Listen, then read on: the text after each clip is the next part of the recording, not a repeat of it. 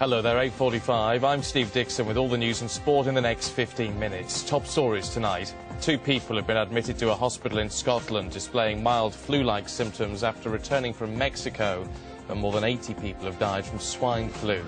Let's just bring you a breaking line we're getting from the CDC, the Centre for Disease Control in the United States, talking about the seasonal flu vaccine, the jabs that many of us have at the start of the winter season, and the CDC confirming what we were expecting, really, that the flu vaccine does not protect against the new swine flu strain. What we know from the World Health Organization is that the flu as a virus is one that changes very rapidly indeed, which is why new seasonal vaccines are brought out every year. And we do know that this year's seasonal flu vaccine isn't really having any effect on swine flu, though we do know that drugs like Tamiflu do seem to be pretty effective if taken in the very early stages of swine flu. But just that confirmation from the CDC as they continue to monitor the situation. Well, tonight the United States has declared a public health emergency in the wake of this swine flu epidemic. It is planning for potential school closures. The Department of Health and Human Services will declare today a public health emergency in the United States.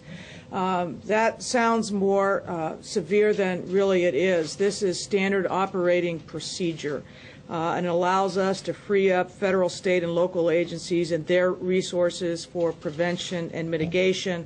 It allows us to use medication and diagnostic tests that we might not otherwise be able to use, particularly on very young children.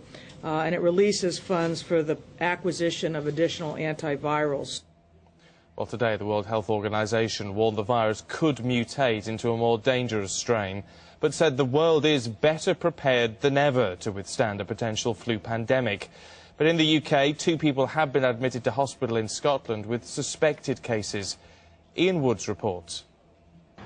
In a devout Catholic country like Mexico, it's almost unthinkable that churches should be forced to close their gates to worshippers.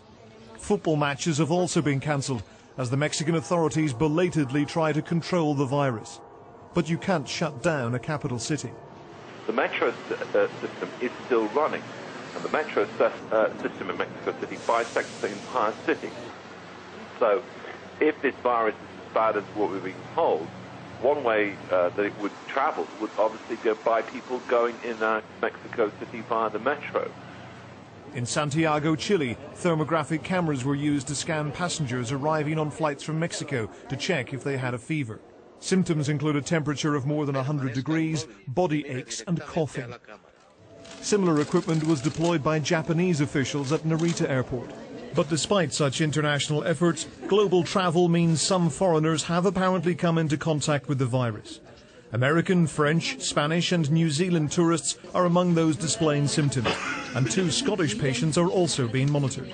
These 2 patients have displayed flu-like symptoms, and in light of the current situation, further tests on these patients are being carried out. The patients are in Monklands Hospital. Influenza viruses, as a group of viruses, are just very prone to changing. They mutate easily, they evolve easily, and so, yes, it's quite possible for this virus to continue to evolve. Passengers flying into Heathrow and Gatwick from Mexico were questioned about their health before they were allowed off the planes. We had to wait for, 15 minutes, and then they asked us if any people had any symptoms. And the same in Mexico. We had to fill out forms about symptoms if we had, headache, any lung problems, fever. It was like a list of 12 things. Of course, we're all concerned all of a sudden. So let's hope we haven't brought it back to the UK. As Mexicans displaying symptoms head for their local hospitals for a checkup, other patients are checking out for fear of contracting the flu. Many have calculated that the safest place to be is at home and are stocking up on supplies while they isolate themselves from their neighbours. Ian Woods, Sky News.